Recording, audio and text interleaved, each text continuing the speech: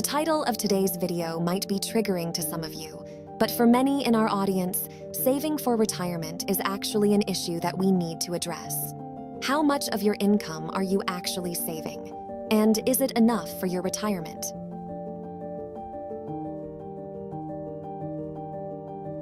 I ran a poll last week on our YouTube channel asking how much of your income you actually save as a percentage, and the results were pretty shocking. What were the surprising results of this poll? The majority of you have at least a 10% savings rate, which is already more than double, actually close to triple. The personal savings rate in the United States of 3.4%, according to the Federal Reserve.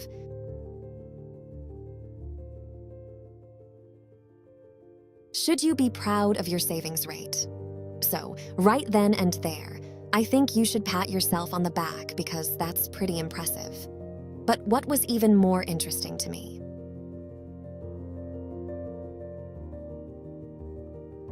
How many of you saved between 25 to 50%, 50 to 75%, and then you hypersavers at 75%? What does it mean to be a hypersaver, and is it sustainable? You guys are just nuts.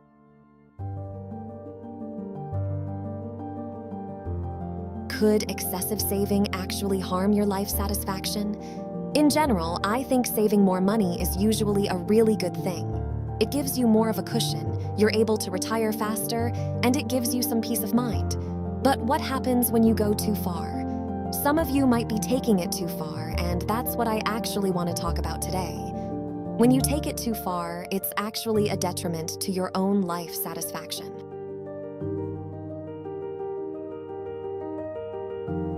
How can excessive saving impact your personal relationships? Starting with sign number 1, which is that your saving is actually affecting your friendships and your relationships.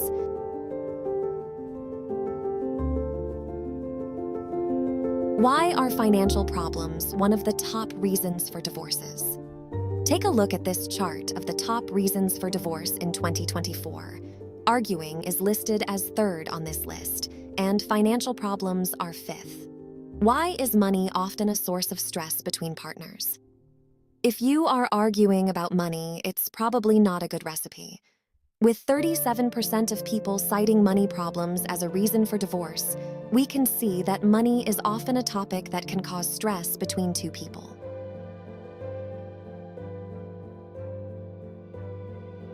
How does your mindset about money differ from your spouse's, and why does that matter?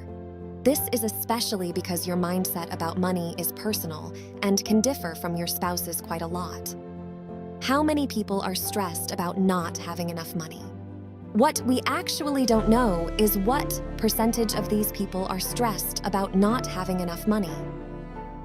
How significant is financial stress in causing relationship issues? I'm sure that's actually a large majority of the people that were polled. But the point I'm trying to make is that if you're too good at saving money that it's causing you to all of a sudden forego life experiences or perhaps even delay purchases, you absolutely need to address this. Could excessive saving harm your relationship? This could be a problem in your relationship. How can oversaving lead to missing out on life experiences?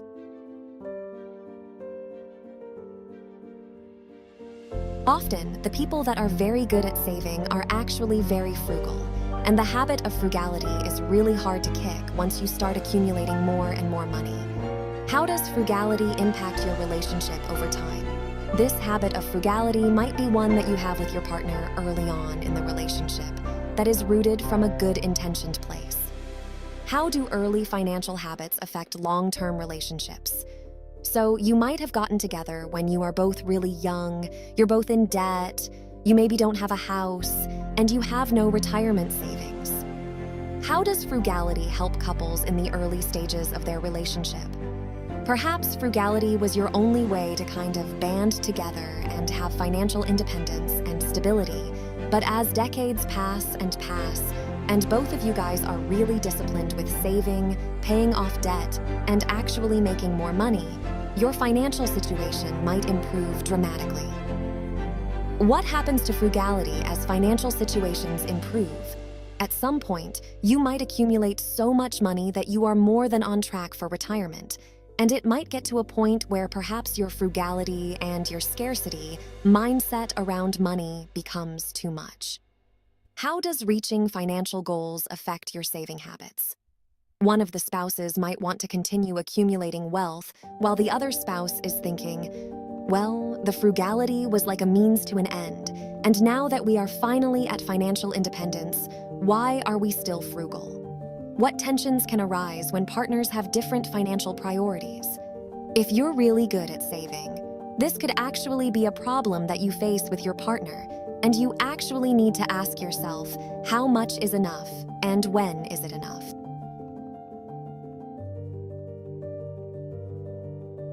How do you determine the right balance between saving and spending?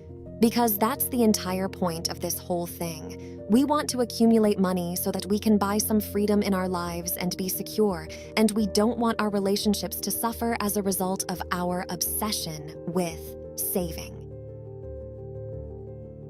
How can you protect your relationships while striving for financial security?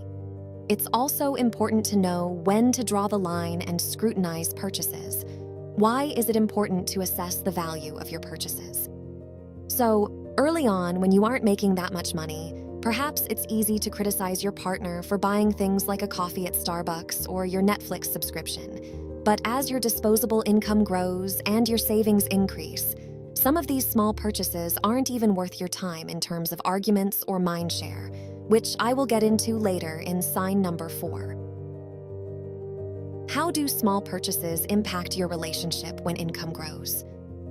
The second sign that shows me you might be oversaving for retirement is that time is passing you by and the days are blending together because you aren't experiencing anything new. How does oversaving affect your sense of time and experiences? I think it's crucial to find a balance between financial security and also living a fulfilling life. And often, with the mega saver types, they love to stay home because it's the cheapest thing they can do. Why do some people prefer staying home to save money, and what are the consequences? They'll resist the temptation to go out for dinner, they might resist the temptation to take a vacation, or they don't even want to go to an event like a concert on the weekend because it's going to cost them money. How does resisting social and recreational activities impact your happiness? That's a habit that many of them will have, and often, if you're saving too much of your money, you're basically in this cycle of going to work, making that paycheck, and then you spend the rest of your days at home or in a consistent pattern where time just seems to pass you by. How does this cycle hinder personal fulfillment? I'm sure many of you guys probably experienced this during the pandemic when there was nothing to do and nowhere to go. How did the pandemic highlight the importance of life experiences over saving? Time seemed to pass really, really fast, and all the days started to blend together because we weren't experiencing anything novel or new. How does a lack of new experiences affect your perception of time? Our perception of time was warped, and this is actually a psychological phenomenon that's an actual thing, according to Matt Johnson, a PhD and neuroscientist. What is the psychological impact of experiencing novelty? Quote, "Novelty is the yardstick by which our brain measures our sense of time. The more novelty we experience, the more we feel that we're taking in, and the slower time feels. Time feels slow and dense when, say, you're on a vacation in a foreign land, and everything we experience feels new. In contrast, that same daily work commute that we've been doing countless times before feels like it goes by in an instant." How can you use novelty to manage your time perception? I think it's super important that if you are really good at saving money, you should get a gauge on how much you're experiencing life. Are you living a fulfilling life while saving aggressively? Ask yourself, am I living a fulfilling life right now? And if the answer is not really, you should be asking yourself why and being kind of introspective about it. What steps can you take to evaluate your life satisfaction?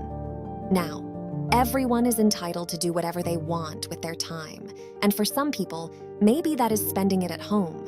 But for most people, I would say that experiences, time with others, and novelty will really help contribute to a more fulfilling life. How can you incorporate more experiences and novelty into your life? This doesn't mean that you have to go and blow tens of thousands of dollars on a vacation, a new car, or perhaps going to the club. But what I more mean is that you could schedule some time to hit maybe like a road trip, go for a walk with friends, or go to that concert that you've been wanting to go to. How can you create meaningful experiences without overspending? The point of saving all this money is to have that freedom to do so, have a fulfilling life, and have financial security. How can you balance saving with enjoying life? It doesn't have to be an expensive thing. What are some cost-effective ways to enjoy life while saving money?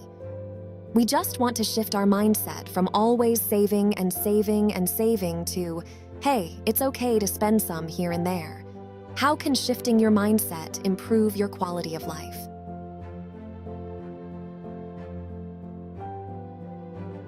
The thing we want to avoid is the scarcity mindset, where all of a sudden, if our habit is to save and save and save, we might not ever get out of that. What is the scarcity mindset, and how can it hinder your happiness? My father is actually a victim of this, so this is not a secret.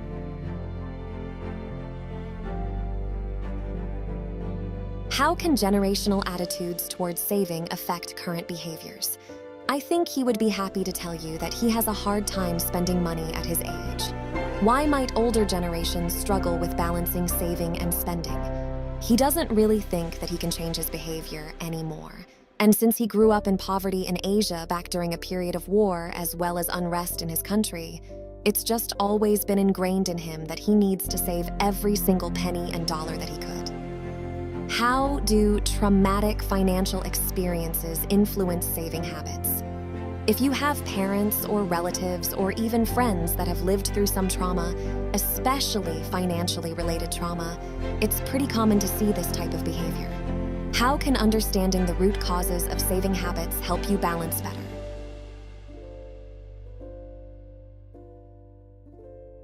The main point here is that at some point, if you're way ahead on your finances, it's okay to shift some of your savings to consumption, if it's within reason and your financial goals are still being achieved. How can you balance financial goals with spending for life experiences?